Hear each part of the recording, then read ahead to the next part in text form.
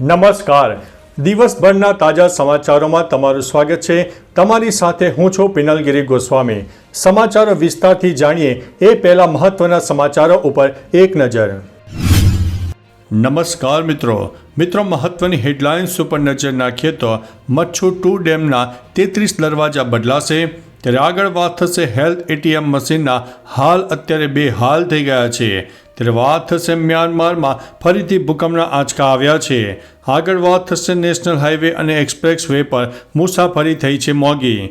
આગળ વાત થશે રાજકોટ જિલ્લાના પશુપાલકો માટે રાહતના સમાચાર સામે આવ્યા છે. ત્યારે વાત થશે ભારત તેના ટેરિફમાં નોંધપાત્ર ઘટાડો કરશે. આગળ વાત થશે પીએફના ખાતાધારકો માટે સૌથી મોટા સમાચાર સામે આવ્યા છે. આગળ વાત થશે ડીસા દુર્ઘટનામાં ફેક્ટરીના માલિક પિતા અને પુત્રની ધરપકડ કરવામાં આવી છે. ત્યારે વાત થશે આ રાજ્યમાં ડીઝલ ₹2 મોંઘું થયું છે. આગળ વાત થશે ગેસ પાઇપલાઇનમાં વિસ્ફોટ, અનેક લોકો ઘાયલ થયાના સમાચાર છે. ત્યારે વાત થશે રતન ટાટાની 3800 કરોડ રૂપિયાની સંપત્તિના ભાગ પડ્યા છે. ત્યારે વાત થશે સ્વામી જ્યાં દેખાશે ત્યાં ધોતિયા ઉતારીને મારીશો તેવું સામે આવ્યું છે. હવે મિત્રો સમાચારો વિસ્તારથી. સ્વામિનારાયણ સાંપ્રદાયિક રક્ષક સમિતિ દ્વારા ગઈકાલે કંડારી ગુરુકુળના ઘનશ્યામ સ્વામી તેમજ અન્ય જે સંતો પાપ લીલા કરી રહ્યા છે તેની સામે પગલાં લેવાની માંગ કરાઈ છે. આવા સંતો આખા સંપ્રદાયને બદનામ કરે છે તેવી વાત કરી હતી. રક્ષક સમિતિની મહિલાઓએ કહ્યું છે કે જે રીતે આસારામને જેલ ભેગો કર્યો હતો તે રીતે ઘનશ્યામ સ્વામીને પણ જેલ ભેગા કરો. હવે પછી એ જ્યાં પણ કથા કરશે ત્યાં એમને જાહેરમાં મારીશું. મિત્રો, અન્ય મહત્વના સમાચારની વાત કરીએ તો રતન ટાટાની 3800 કરોડ રૂપિયાની સંપત્તિના ભાગ. દિવંગત ઉદ્યોગપતિ રતન ટાટાના લગભગ 3800 કરોડ રૂપિયાના વસિયતનામાનો મોટો હિસ્સો રતન ટાટા એન્ડોટમેન્ટ ફાઉન્ડેશન અને રતન ટાટા એન્ડોટમેન્ટ ટ્રસ્ટને આપવામાં આવશે. બાકીની સંપત્તિ તેમના પરિવાર, મિત્રો અને નજીકના સહયોગોને જશે. RTEF અને RTET બંને ફાઉન્ડેશન માનવ સેવા અને દાન કરે છે. તેમની સંપત્તિમાં ટાટા સન્સ શેર તેમજ અન્ય સંપત્તિનો સમાવેશ થાય છે. મિત્રો, અન્ય મહત્વના સમાચારની વાત કરીએ તો ગેસ પાઇપલાઇનમાં વિસ્ફોટ, 145 લોકો ઘાયલ થયા. મલેશિયાની રાજધાની કુઆલાલંપુરમાં ગેસ પાઇપલાઇનમાં વિસ્ફોટ થયો જેમાં 145 લોકો ઘાયલ થયા છે. આગ એટલી ભયાનક હતી કે તેની જ્વાળાઓ 20 માર્ચ સુધી પહોંચી ગઈ હતી. વિસ્ફોટના કારણે જોરદાર ભૂકંપનો અનુભવ થયો. સદનસીબે આ દુર્ઘટના શહેરની બહારના વિસ્તારમાં થઈ હતી. જો અંદર થઈ હોત તો પરિણામો વધારે વિનાશક હોત. મિત્રો, અન્ય મહત્વના સમાચારની વાત કરીએ તો આ રાજ્યમાં ડીઝલ ₹2 મોંઘું થયું છે. કર્ણાટકમાં ડીઝલ ગ્રાહકોને સરકારે મોટો ઝટકો આપ્યો છે.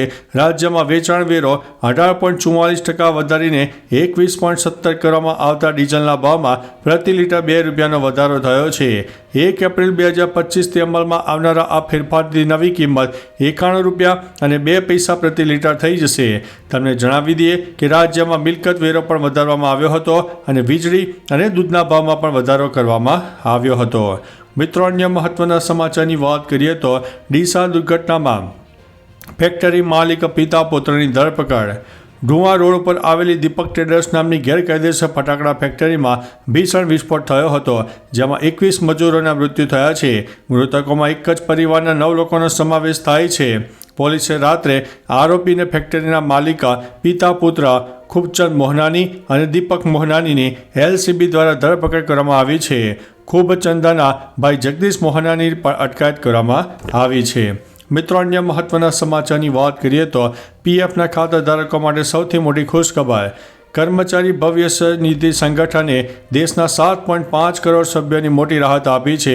હવે પીએફ ઉપાડની ઓટો સેટલમેન્ટ મર્યાદા વધારીને ₹5 લાખ કરવામાં આવી છે જે અત્યાર સુધી ₹1 લાખ હતી. આનો અર્થ એ થયો કે હવે પીએફ ખાતાધારકો કોઈ પણ દસ્તાવેજો વિના રકમ ઉપાડી શકશે. આ સાથે ક્લેમ સેટલમેન્ટ જે અત્યાર સુધી 10 દિવસમાં થતું હતું તે હવે ફક્ત 3 થી 4 દિવસમાં થશે. મિત્રો, અન્ય મહત્વના સમાચારની વાત કરીએ તો ભારત તેના ટેરિફમાં નોંધપાત્ર ઘટાડો કરશે. ટ્રમ્પે કહ્યું છે કે ઘણા દેશો ટેરિફ ઘટાડશે કારણ કે તેઓ વર્ષોથી અમેરિકા પર અન્યાયી ટેરિફ લાદી રહ્યા છે. ટ્રમ્પે પણ આ અંગે ભારત ઉપર નિશાન સાધ્યું છે. તેમણે કહ્યું છે કે થોડા સમય પહેલાં જ મેં સાંભળ્યું છે કે ભારત તેના ટેરિફમાં ખૂબ જ નોંધપાત્ર ઘટાડો કરવા જઈ રહ્યું છે. ઘણા દેશો તેમના ટેરિફમાં ઘટાડો કરવા જઈ રહ્યા છે. ટ્રમ્પે સોમવારે ઓવલ ઓફિસમાં પત્રકારોની સાથે વાતચીત કરતી વખતે ભારત વિશે આ વાત કહી હતી.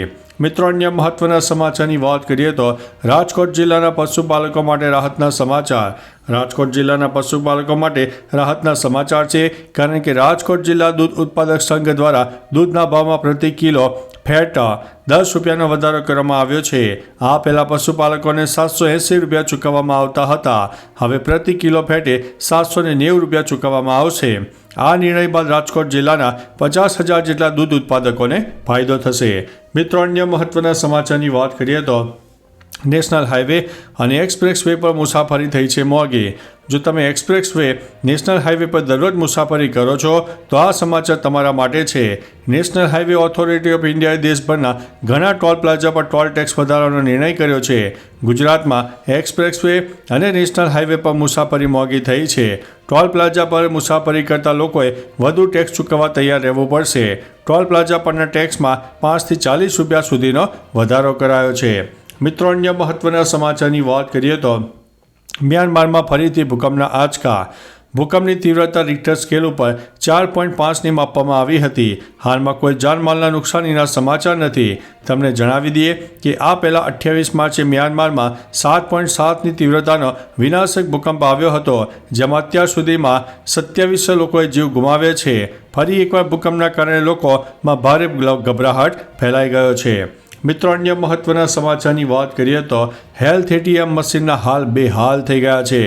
અમદાવાદમાં અમદાવાદ મ્યુનિસિપલ કોર્પોરેશને 1 વર્ષ પહેલાં હેલ્થ એટીએમ મશીન મૂક્યા, જેમાં લોકો 11થી વધુ મેડિકલ ટેસ્ટ કરાવી શકશે તેવી જાહેરાત કરાઈ હતી. આ હેલ્થ એટીએમ મશીનને વાઈફાઈ કનેક્શન ન મળતા બંધ પડ્યા છે. શહેરના 7 ઝોનમાં 7 અર્બન હેલ્થ વેલનેસ સેન્ટર મુકાયા છે, જેમાં હવે ખરાબ ઇન્ટરનેટ કનેક્શનને ટેસ્ટ થઈ શકતો નથી. એસીની સુવિધાનો પણ અભાવ છે. મિત્રો અન્ય મહત્વના સમાચારની વાત કરીએ તો મચ્છુ 2 ડેમના દરવાજા 33 દરવાજા બદલાશે. મચ્છુ 2 ડેમને લઈને મોટા સમાચાર સામે આવ્યા છે. મચ્છુ 2 ડેમના 33 દરવાજા 36 વર્ષ બાદ બદલાવવામાં આવશે. મોરબીનો મહાકાય મચ્છુ ડેમ 1979માં તૂટ્યો હતો અને ત્યારબાદ તેને ફરીથી બાંધવામાં આવ્યો. દરવાજા ફિટ કરવામાં આવ્યા હતા.